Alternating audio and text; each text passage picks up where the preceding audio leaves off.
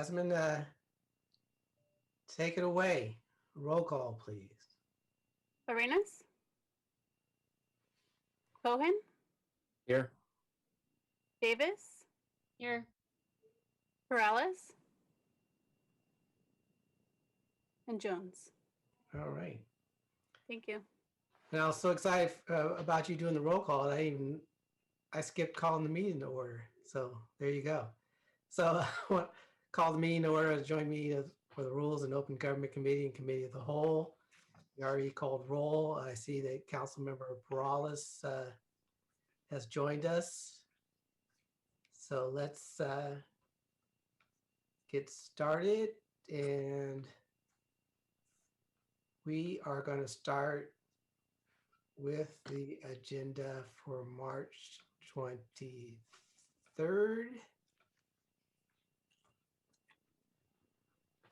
And we're going to start out pages 4 and 5.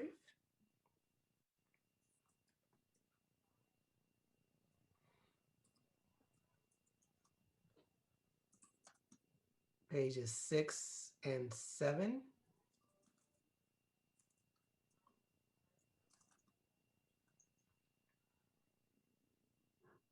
Pages 8 and 9. Vice Mayor, this is Lee. Just heard from staff as well as the mayor's office, but asking if 3.3 can be time certain for 7 p.m. since we do have San Jose Water Company personnel.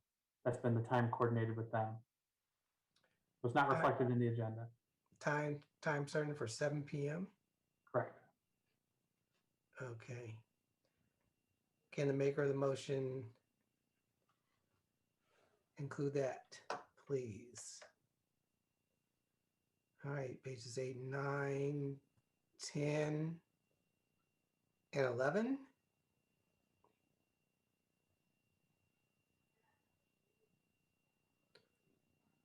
(12) and 13.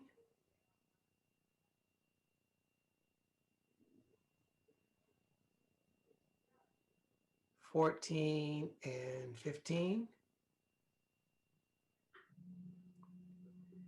And 16. And there is an ad sheet. But before I entertain a motion, let's go to the public. Blair?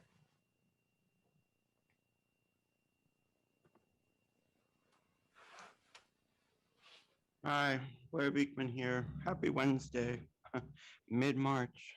I wanted to combine, there's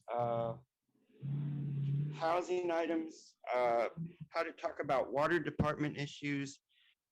There's Valley Water, there's San Jose Water, and there's COVID rental issues that are all on this next week's agenda that are important to myself and I think can be connected to the COVID era issues of things.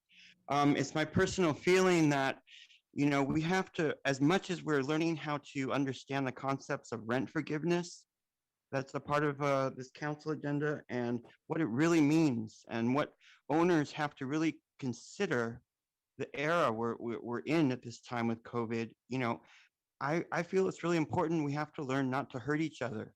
And what can we do to not hurt each other and learn, you know, to understand it's really difficult for people, and people, everyday people, should not be held to pay a debt burden based on a few bureaucrats at the top who have come up with this COVID situation that is just a pain in the butt to all of us.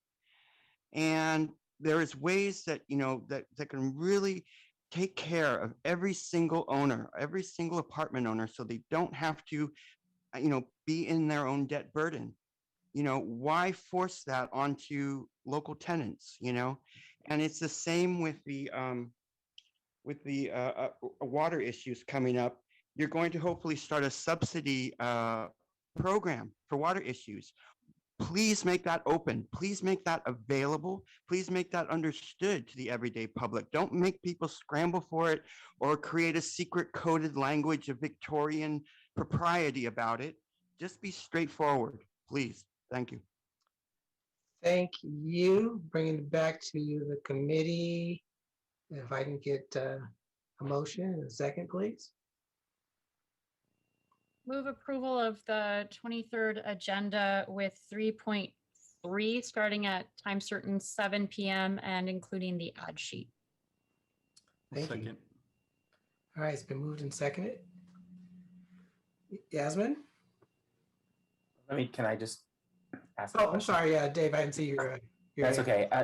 The items on emergency rental assistance and also on homelessness seem to me they might draw interest, and we might be able to do something. I mean, I don't know how we can do it all with time. We have one time certain, but the item 8.3, but probably even more so item 8.2 on encampment and abatement homelessness. Mm-hmm. Maybe we could use it early before dinner time, like a 4 o'clock time certain there, to try to spread out those two items so that they're not back to back in the evening. We don't know how long they're going to go. That's a good point. Otherwise, we'd be in a situation where we'd actually have to break up the discussion because the 7 o'clock time certain is a Yeah, and I hard. don't know. That's a hard time certain. Yeah, Yeah, if I could suggest, Vice Mayor and Council Member, the way this agenda is going to flow is after the 6s, we're actually going to jump over to land use and take care of those first. And so the 8s will be heard last. But again, there's probably not enough on the agenda for you to get, to dinner time for those to be heard. So You think that they'll all be done before dinner anyway because of the water being taken out? correct. So I would suggest, not to be heard before 4 o'clock. And if you guys are still in that conversation, or when 7 o'clock comes around, you would get through that item and just hear the water item and then come back to the 8s. Okay. So I'll propose a friendly amendment to hear items 8. Well, I guess 8.1. All the 8s. All the 8s together.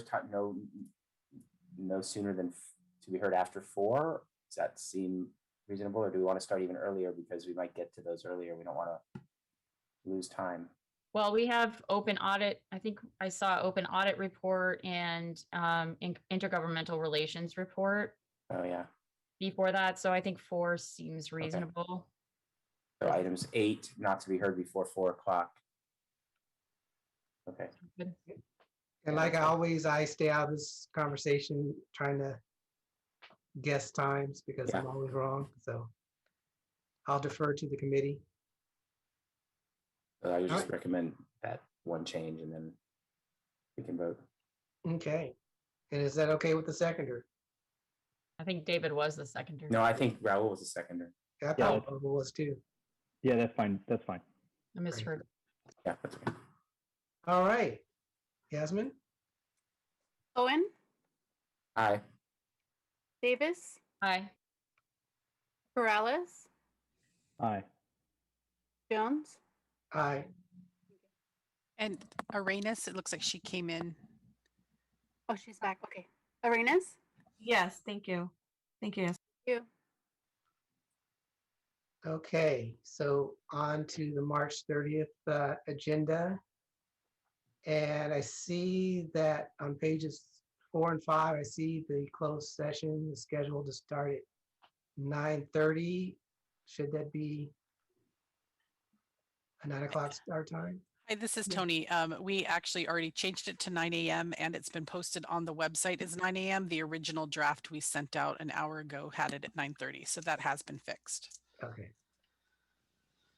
All right, so pages 4 and 5. 6 and 7.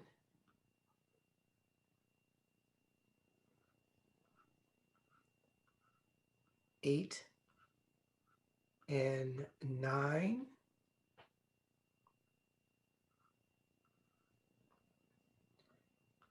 On the top of 9, number 3.3, Mhm. when we took a vote, we kind of changed A. It didn't necessarily have those specific times in it. Remember, we just sort of said we would refer. I think we had, I don't remember exactly how we reworded it. But the final vote that we took at rules changed A just to say, discuss potential, I don't know. I mean, I come up with some wording for that, but I don't think it specifically had that item A saying 10 minutes anymore in it, right? Yeah, I'm trying to remember back. I know we kind of went back and forth on that. So there was a discussion about keeping it pretty broad, but there was also a discussion of having a specific suggestion and just using it as a starting point. I mean, we could, leave it there as suggested, but I think what we settled on was something like refer to future council meeting discussion on ways to improve the efficiency of discussions or something like that. We took out the specific time numbers because we didn't get a consensus on that. Hi, this is Tony. I'll work with the attorney's office on the wording of that. Thanks. Okay. So 9 and 10.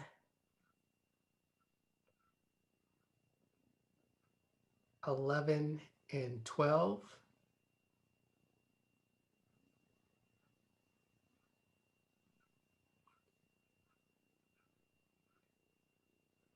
13 and 14.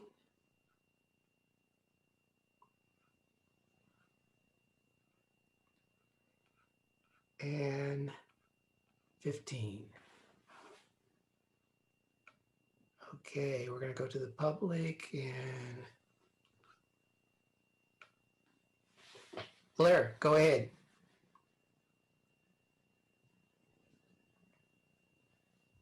Hi, thank you. Blair Beekman here. For this item, to start with, you're doing things about tow service issues. And, I just learned that the ACLU is going to be suing Pacifica over their tow practices. We're trying to develop new tow standards basically all across the Bay Area at this time. The ACLU is taking Pacifica to court over the issue. Mountain View is working on tow issues. Fremont is working on tow issues. Berkeley is working on tow issues. There's a lot of grumbling, and so is San Jose, and there's a lot of grumbling going on. I think the city of Palo Alto has developed a really good system, a human rights system based on human rights practices that I think, again, really look into. Each city has their own program they want to follow, but I think Palo Alto has created a really good example to really learn from, and I advise you seriously consider. There are a couple other items. About the sideshow issues. Again, it's my feeling that, you're going to come up with upcoming county task force work on that issue. Learn to invite the ACLU, learn to invite CARE, to the process. And I think if you talk about it in terms of what could be open and accountable practices, that would invite the sideshow people themselves to consider, well, they're taking this seriously and they're trying to be fair in deciding these things. I think you'll have a much better dialogue about how to, address the situation, basically. And I've said that a few times. I hope you can take its advice. And with whatever time I have left, I have 3 seconds left. So thanks a lot. All right, Blair, thank you. Bring it back to the committee. We can entertain a motion. Motion to approve. Thank you. And, I see Councilmember Reyes, you also have your hand up as well. I do, Vice Mayor. So I wanted to have a bit of a conversation around time certain, and it seems like our agenda is packed. So I wonder if it seems like the kind of the meatier discussions will be anti-displacement and just some housing items.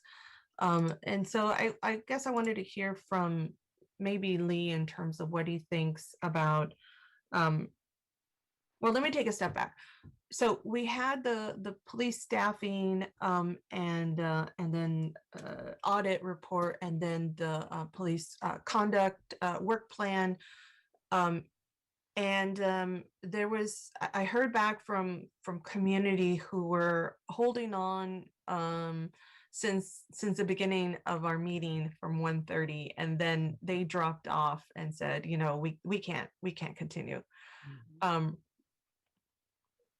No, it wasn't from 1:30. I lie. I think it was from later on in the evening. And so our no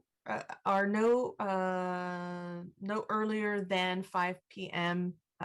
Sets to try to set up a conversation around a certain time and try to get residents to call in certain times, I think didn't work for us just yesterday, because that item it wasn't heard until 10 in the evening. And I think we only had like 3 speakers. And I knew that there were a lot more. So I'm wondering if maybe we should think about our strategy around some of the meteor items, and then the ones that are second in terms of priority. I would think that there would be a lot of folks who were going to come in and talk about anti-displacement, and also a lot of folks are going to be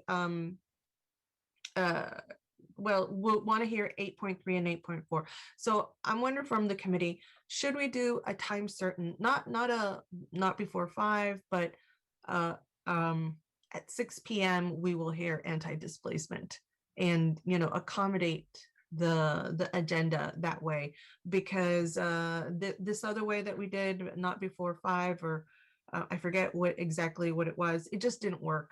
Yeah, it was not before 4, and you're absolutely right.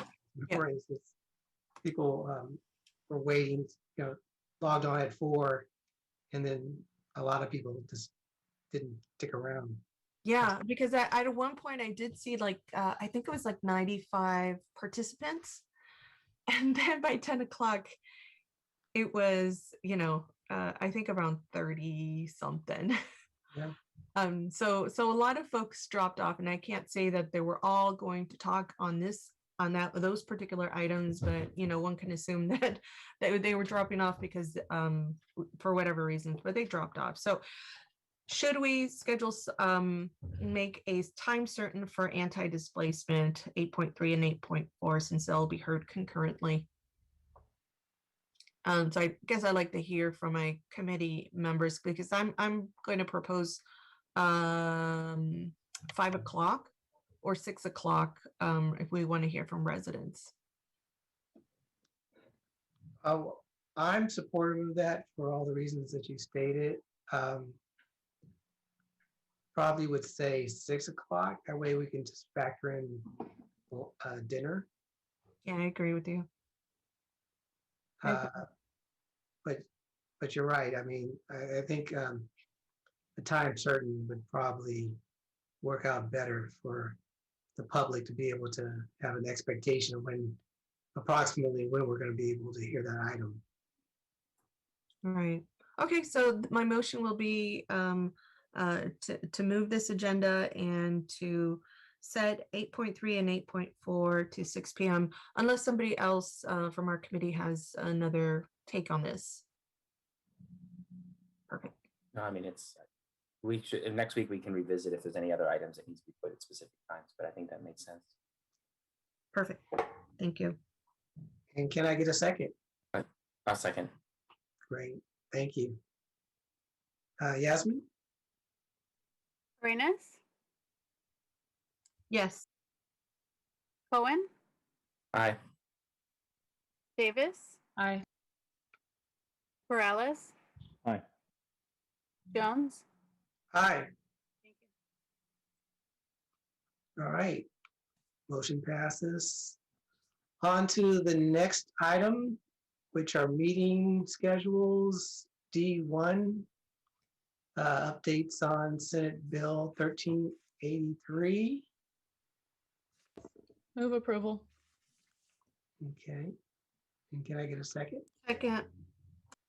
All right, and let me see if there's members of the public. No members of the public want to speak on this item, so. Hi, this is Tony. Are we moving D1 and 2 together as one, or is that a motion just on D1? That was just on D1. Okay. I'm Thank you. happy to move them together. Yes. All the items D. Can I get a second on that? Guys, I don't remember who seconded it. Second. Maybe. I think, okay. So we're gonna move both items together, so. Yasmin? Arenas, Yes. Cohen, Aye. Davis, Aye. Morales, Aye. Jones, Aye. And I think Blair wanted to speak on D2. Okay. Go Sorry. ahead, Claire. Sorry.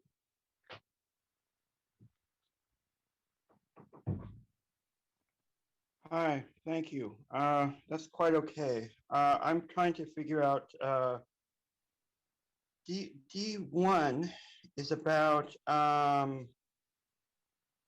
residential garbage and recycling rate study session. That's what, thank you for being able to see my hand was raised.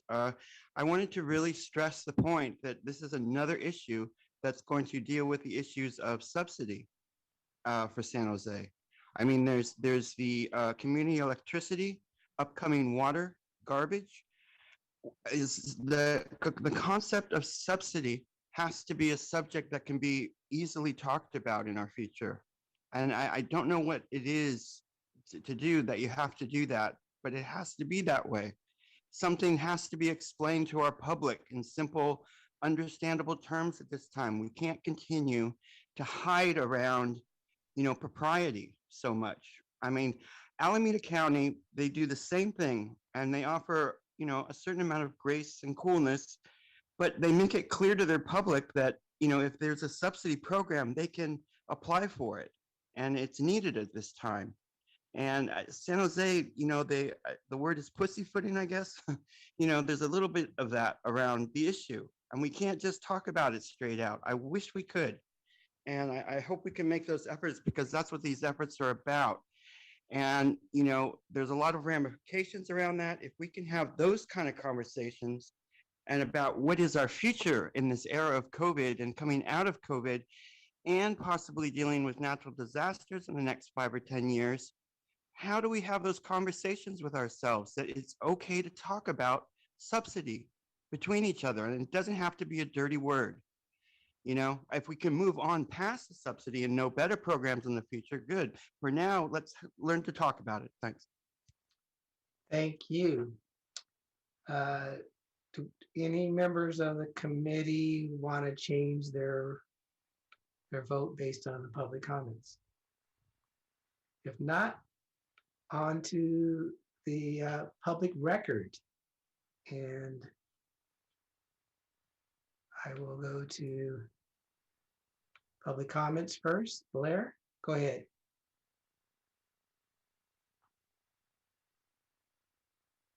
Hi, thank you.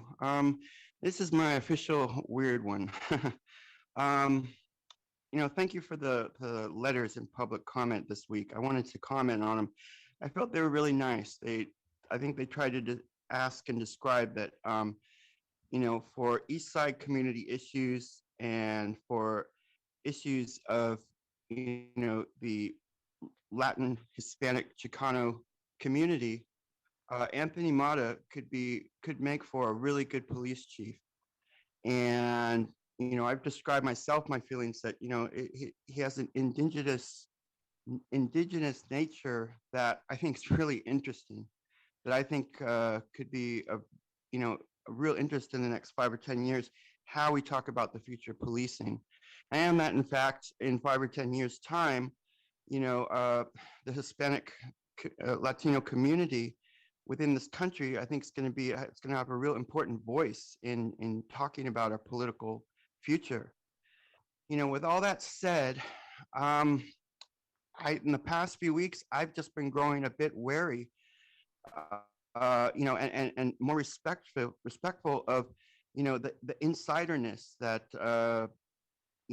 Mata and the other two candidates offered, and was starting to really consider Scirotto as a choice from the outside to address things. And I just hope Deputy Mata, now Chief Mata, we can all work together to address, SJ POA issues. I think we all wanted to. And I'm hopeful that, that we were searching for a progressive candidate, and that's good news. We have to address the POA, and we have to address technology in terms of open public policy and not as law enforcement in the future. Good luck how we do that. Thank you, Blair. I move to accept the public record. Second. Okay, it's been moved and seconded. And Vice Okay. Mayor, will you share with our public that we do have our new chief? Yes, I think Blair, based on due to his advocacy, he was able to get a decision made to appoint our new chief, Anthony Mata. So we're really excited about that. So great job, Blair. Anyway, so we have a motion, and did we get a second? Second. All right. Yes, I seconded it, and I think Councilmember Arenas did as well. All right. So Yasmin? Arenas, Yes. Cohen, Aye. Davis. Aye. Morales, Aye. Jones, Aye. All right. On to the next item, which is the consent calendar. Move approval. Second. It's moved and seconded.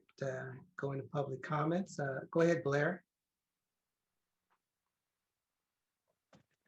Hi, thank you. Yeah, I think most importantly, the advocacy that I offered around Anthony Mata, I think if it's describing that we can talk about progressive ideas for the future of our police chief to address our issues, that's first in my mind at this time. So thank you for that. There will be a celebration of Cesar Chavez Day, I guess, coming up. I think it's been turned in kind of a month-long experience at the federal level. Maybe that's City of Berkeley, but nonetheless, at the end of March, I think it's an interesting time, and it's nice that it is his birthday time. I'm learning the expression "El pueblo a vencer," and it's an interesting expression, and it's hopefully all of us can rise, I guess is the term these days, that towards a future and our future goals that can be really hopeful and interesting. And I just hope we can just want to address them, full on and straight on, and honestly and openly. And that can work a lot in the next few years. Thanks a lot. Thank you, Eugene.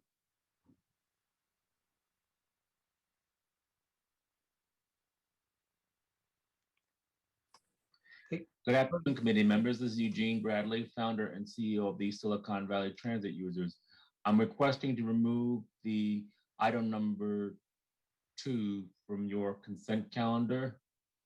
While AB 1091 is not exactly the most perfect bill, and I know I've read that San Jose is only really guaranteed 2 seats, there's an opportunity to at least get up to 5 seats if you choose 3 of the 5 county supervisors that are from San Jose that serve San Jose at the county level, even up to 7 of 9 if you consider the whole of Santa Clara County. So I would like this item to be discussed more by the committee.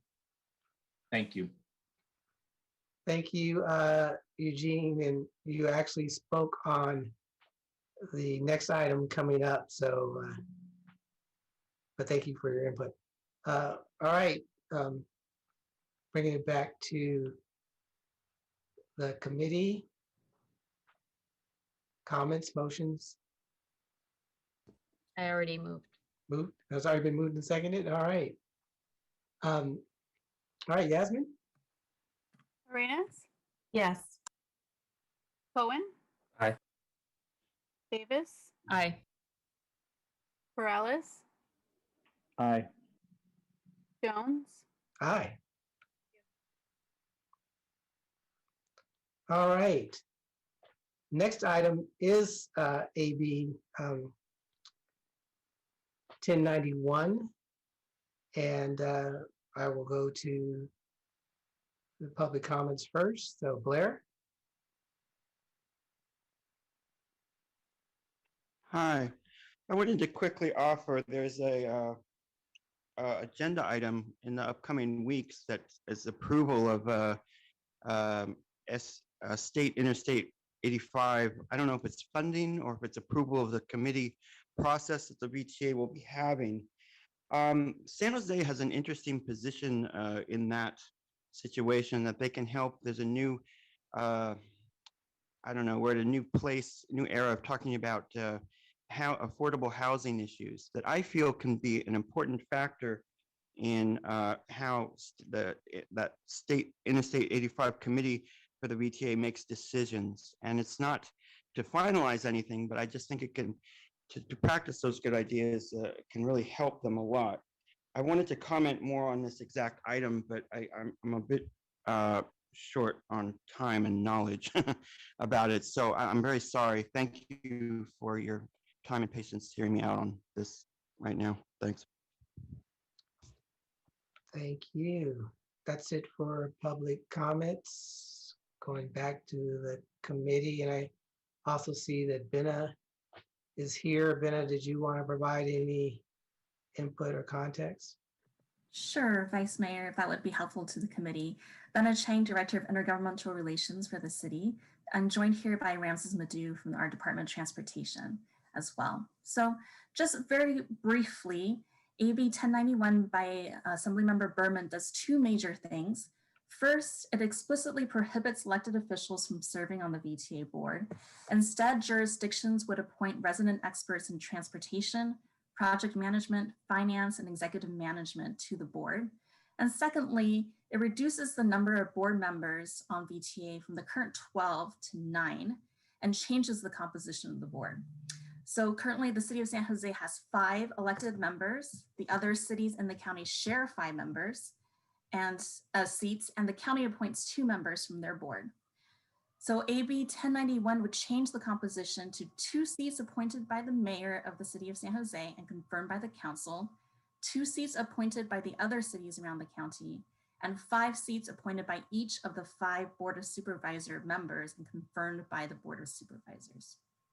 So as the memo states, city staff has very strong concerns about this proposal. First off, on the change to appointing transportation professionals, we think there are already many opportunities at the VTA for transportation professionals to provide input into the board and to the process, including the Citizens Advisory Committee and the Technical Advisory Committee. But by far the bigger concern for city staff is really the loss of proportional representation for the city of San Jose on the VTA board. Under AB 1091, the city of San Jose would only be guaranteed 2 seats out of 9. And it's true that there's possibility that additional residents from the city of San Jose could be appointed through those Board of Supervisor seats, but it's not guaranteed. And in fact, the Board of Supervisor districts are drawn so that only one of those districts has solely the city of San Jose. The other Board of Supervisor districts we share with other surrounding neighboring cities. So we think that this is a problem because there's a couple of facts here. First, the city's population is 53% of the county's. In your memo, you also saw some data around the annual boardings. Mm-hmm. If you look at where residents are boarding the bus and light rail system, 69% of those are starting in the city of San Jose. And the next 2 largest cities on the list are Sunnyvale and Santa Clara are at 6% each. Another big issue that we wanted to raise is that one of the primary programs at VTA is the congestion management program. And we looked at the percentage of congestion management program intersections in the city of San Jose compared to the rest of the county. And again, we have 53% of those intersections. So from this data, we think it's very clear that the city of San Jose comprises the majority of the population and the users of the VTA system. And staff is very concerned about losing the voice and the representation for transit riders and users from the city of San Jose on the VTA board. And for those reasons, we're recommending an opposed position on this bill. So with that, we're happy to answer any questions. All right, thank you, Bena. Councilmember Davis. Thank you. And thank you, Bena, for bringing this to us. I read about it in the paper and I was a little concerned immediately. And so I'm happy to move this staff recommendation. It's just to be clear for the community that what we're doing today, the staff recommendation is to adopt and oppose, but to recommend that this be agendized for the March 23rd meeting for full council discussion on this item. And so that is what I am moving. Thank you. Thank you. Second. It's moved and seconded. Councilmember Cohen. Yeah, I'm happy to support bringing this to the full council for discussion. I'm a little bit unsure yet about opposing the bill because I have been a little bit I'm not convinced that the current method of running the VTA board is working, and that having elected officials who have otherwise and responsibility over other parts of other jurisdictions and all the time commitments they have running the VTA board is the right approach. And so while I'm not totally sold on the approach in this bill, I think that there is some potential to improve governance of VTA. Having said that, I certainly think that we would need to work to try to get more representation for San Jose in the bill. And so there's a potential to potentially to support, to sort of push for an amendment to the bill for the numbers without necessarily fully opposing the bill. But I think it's worth having this conversation with the whole council on I guess it would be for the 30th. Is that the proposal, or is it even for next week? The 23rd. 23rd. So put it on the 23rd agenda. Yeah, I'll support the motion, but I just wanted to voice my position on it. Duly noted. Councilmember Perales. Yeah, thank you. I have a solid opinion on this. I think we should send a message of opposing it, and I don't think this is not the solution. This was not done in collaboration with the cities here locally, certainly not with us.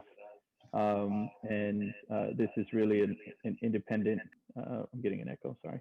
This is really an independent opinion, and personally, I just don't agree with the description of how the board would then, by Assemblymember Berman, the board would be comprised of.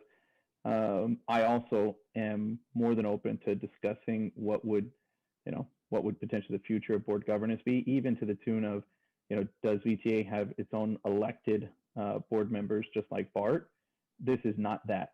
And I would not at all support this, and I don't think this does not equitably benefit the city of San Jose. If you actually looked at that, we should actually have 6 board members on VTA's board, not even the 5 that we have today.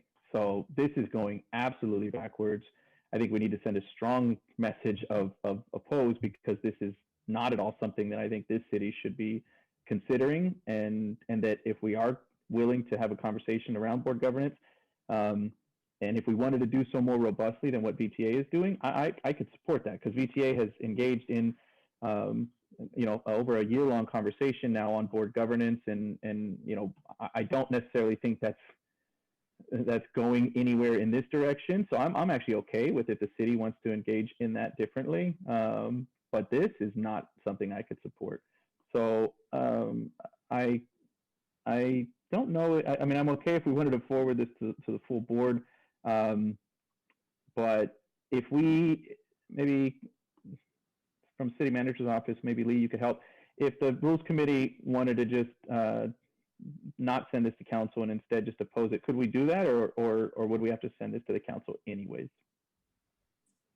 My understanding is, with a bill like this, we probably have some indirect things in the legislative guiding principles that align, but we have yet to actually talk about it. And so through the Intergovernmental Relations Program, the larger council does need to take a position on a bill like this. So you would need to forward it because there isn't enough cover in the existing program for us to take action on our own, or which is the Rules Committee.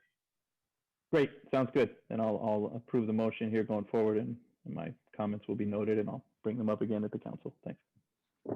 Thank you, council member. And as a person who actually participated in the board governance enhancement process, and we spent literally hundreds of hours.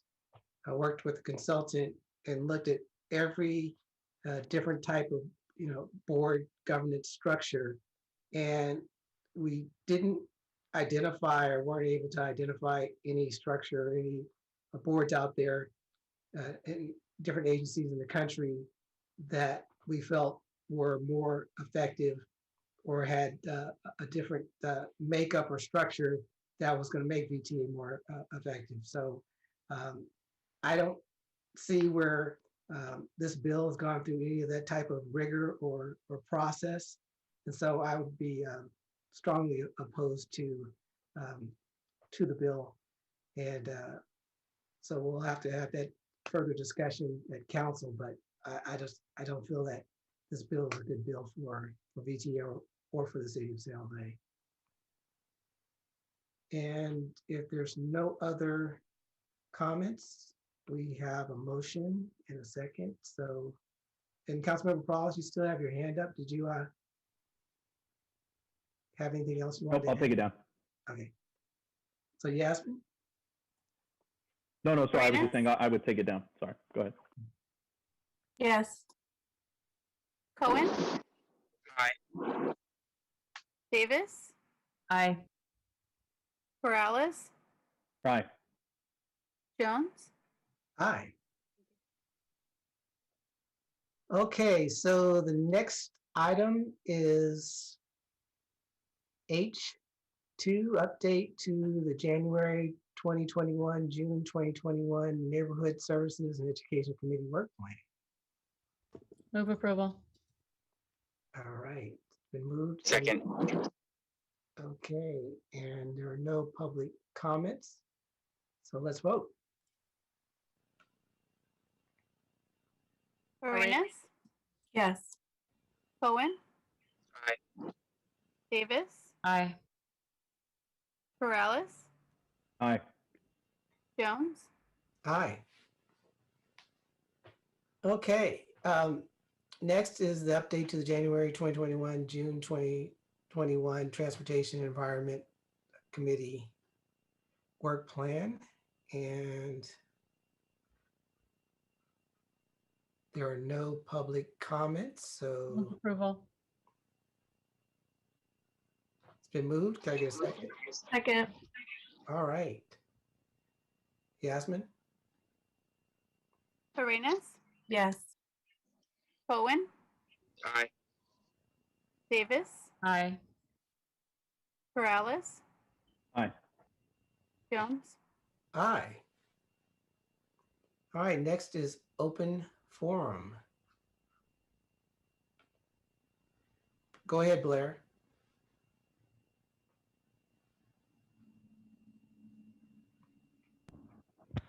Hi. Thank you for your words, Councilperson Jones, today. A lot to consider for myself. I'm hopeful with the new police chief, Anthony Mata. I really hope he's willing to address the insider issues, and we all are ready to address those issues, and we all can work on those issues. Hopefully that can be the point of someone with his years of experience. It can be a place that we can all really ask him to work towards things. And with his progressive mentality, hopefully that can happen. There were a couple of issues last night. We have real serious problems talking about overtime issues, it seems. You gave a good guidelines of what you work with, which was, I'm learning to respect and consider.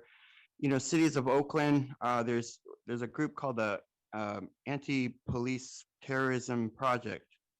They've been doing incredible work in Oakland with the city of Oakland to really define the future of overtime issues.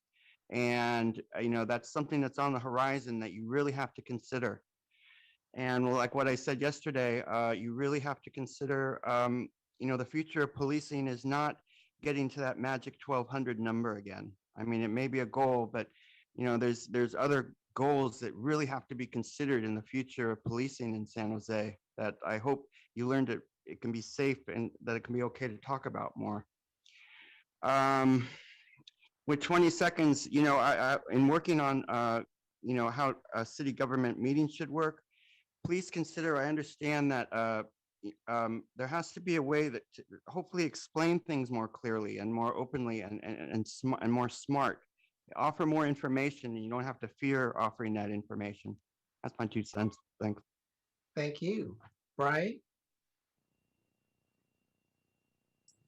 Thank you, Vice Mayor. And I miss our one-to-one discussions. I always enjoyed those at the library. Our 311 system is really not working very well, and not to be picky, because I know everybody is really busy with COVID and it's been a challenging experience, but like reporting potholes and things like that. I've made lots of calls. I've written emails. I've filled out those forms. The potholes are still there. I ride a bike, so I almost fall into them on Winchester and Williams. And the other thing is the project out in front of where I'm living at now, there's a phone number on there that says call if you have any concerns, and it's been dead for over a year. And I've reported it, not that I have any concerns. There was a time I ran over a nail, which they were nice enough to offer to pay for, but the nail was on the other side of the street, and I felt that wasn't fair to them. So, but it brought my mean that when I went on the other side of the street, there were nails that had fallen, and I tried calling that number. If a young person had walked down that way, they could have stepped on one of those nails, and it was dealt with. And the federal is really trying to do really well over there. But it seems like if you're going to run the city, have concerns, and you have a complaint-based that drives the city to work on these things, if that part of it isn't working, that's sort of counterproductive. And that's all I have to say. Thank you, sir. Thank you, Brian. And feel free to reach out to my office, or we also have virtual office hours as well. So reach out to us. That's it for public speakers. Meeting is adjourned.